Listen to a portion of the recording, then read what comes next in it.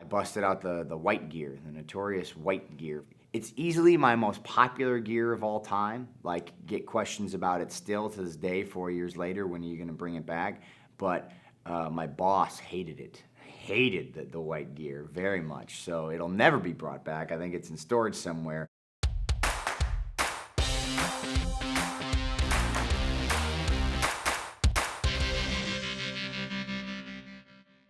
Myself versus Jinder Mahal, the first ever NXT Championship match was, man, it was really a couple years in developmental in the making, a lot of suffering. And to this day, I watched the match back and I don't love it. I just thought my performance was underwhelming. I just didn't feel comfortable yet as who I was. You know, I was growing into it, but I wasn't there. And I think what saved it really for me and made it feel like a great moment was the audience, the Full Sail crowd there. They're just it's a special vibe. And so that was the first taste of it, I think. Obviously, you had all the big players there, and you know, hearing the Fink say "and new," and you've got the American Dream, and you got Triple H out there raising your hand, and you get those real emotions kind of flowing through your body. And new NXT champion, Seth Rollins. The NXT title ranks pretty high in my career, just because I think that it was the first time Triple H believed in me. It was a struggle to get to that point. You know, Triple H and I butted heads a lot leading up to it, and that was the moment where I feel like I won him over, and that he felt like he was seeing something in me that was special. I told him I wanted that moment, and I think I proved to him that I could handle it.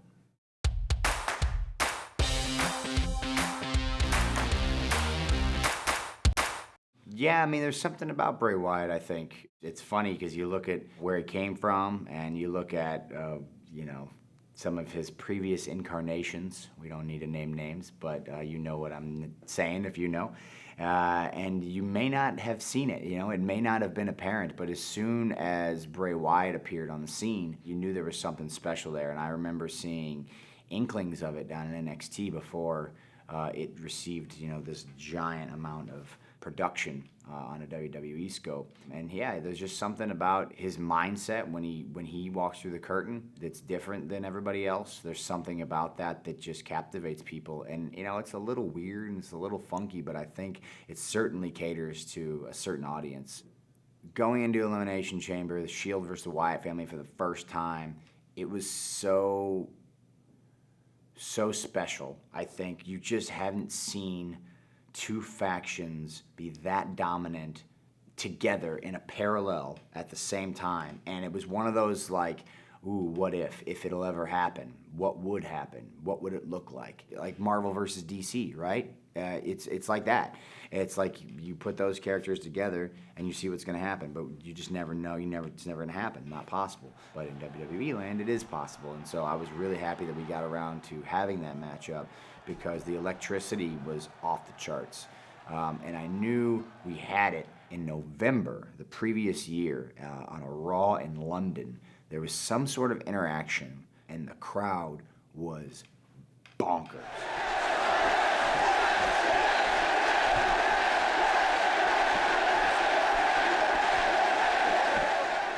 Once you've got them there, you know, it's cake after that. And then it was just warfare because neither team wanted to go down. And so that was a blast. That was a really good one.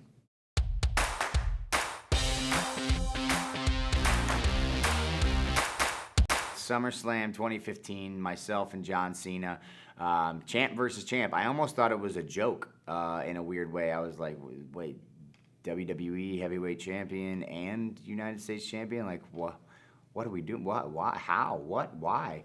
I busted out the white gear, the notorious white gear for that one, which it's easily my most popular gear of all time. Like, get questions about it still to this day, 4 years later, when are you going to bring it back?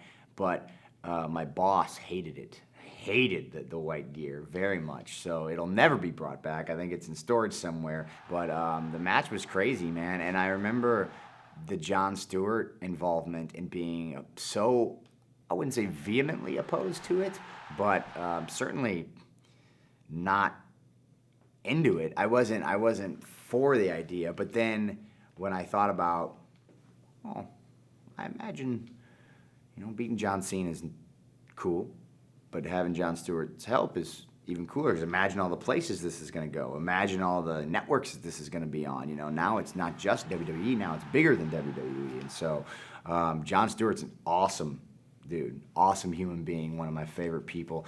And I was so stoked that I got to know him because of this moment. We got to work together, before and after this and stuff like that. I got to go on the Daily Show and be around Jon Stewart. So yeah, it was awesome. It was a really cool moment. Almost one of those that's like, it's been 4 years now for me. So it's like, whew, where does the time go?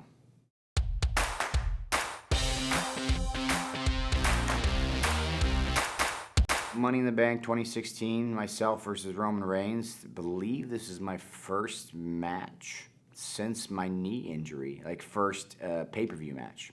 Came back from my knee injury a little heavier on purpose, which was a little cumbersome trying to move around. I had a knee brace on for this match as well, which I was not terribly comfortable with. I was nervous about the pedigree, just falling onto my knee that way. I hadn't done it and still wasn't comfortable with not having some of the nerve endings in my knee. It's like riding a bike in a sense, but it's also not. And I was in a weird place mentally, kind of coming back off that injury. I'd had tons of time for introspection. The audience had sort of turned a corner on me while I was gone. And so they, you don't know what you've got till it's gone. I had to forfeit the title back in November, and immediately they were like, oh no, we missed Seth Rollins, which I wasn't expecting. And so they had done a great documentary on me, and it had profiled my recovery and really painted me as more of the person that I am as opposed to the character I was playing. And so it was very interesting to come back and try to jump into that character again, but not feel fully enveloped in it, kind of feel like there's something missing. I was just in a different mindset. And so there were a lot of, I guess, the mechanisms of that match from a character perspective, from not having done a match of that length in a long time and being in there with Roman, who's, now been doing it consistently. All 3 Shield members of the champions in one night, which is really unprecedented. It was nuts, man. There's a lot that goes into that one. I think that one kind of gets overlooked too as being a barn burner of a match.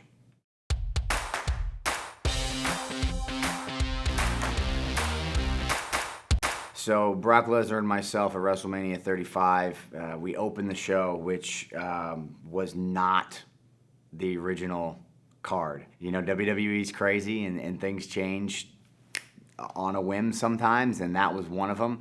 The difference between going on at, close to midnight and going on at 7 p.m. or 6 p.m. or whatever it is night and day, literally night and day. When I found out that I was going on first, it was like, because you see the card and you're stacked at the end and you're like, okay, you got 4 hours to prepare or whatever to get mentally set up, and now you've got 30 minutes, and it's Brock Lesnar and it's WrestleMania and it's 80,000 people and it's the Universal title and it's so it almost worked in a nice way that I didn't have time to process all that information. It sort of, for better or worse, kind of shed all those layers of pressure that you usually put on yourself when you have to wait to the back end of a WrestleMania. And so I don't know, it might have helped. And, I'm just hustling in my gear and trying to get out there. And the funny story, I was so amped up, so fired up for that match and for Brock Lesnar that I legitimately almost passed out on my entrance.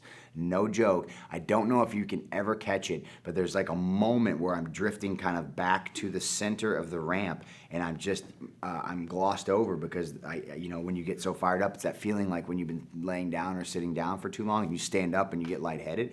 That's what I had, and it was to the point where you start kind of going whoa, whoa, whoa, and I recovered just in time to walk down the ramp and beat Brock Lesnar. But that was a moment right there where I didn't know if it was going to happen. They're going to have to cart me off the stage. Wouldn't that have been a great opening to WrestleMania? Here is your winner and the new Universal Champion, Seth Rollins! I think after talking about these matches, it becomes very clear to me why I have the name The Architect. I just think they're all the way they are by some sort of design in my head. I can remember how I felt in the lead up to the matches. I can remember my plans going into the matches, the execution, and I can see the evolution of it all if you lay it out over a timeline. You know, I talked about the NXT match and how I was so disappointed in my performance, and I felt like I was kind of saved by the energy of the crowd. And by the back end of all this, we're talking about WrestleMania 35 and the Universal Championship match and Brock Lesnar and everything in between. And I can see my brain power growing with each little step to the point where at WrestleMania it's a culmination of kind of all of those years of everything coming together. And so I'm impressed by myself in a not egotistical way. I hope. I just feel like it's pretty cool to see to take a step outside, a different perspective, and realize that I've had a really cool career so far.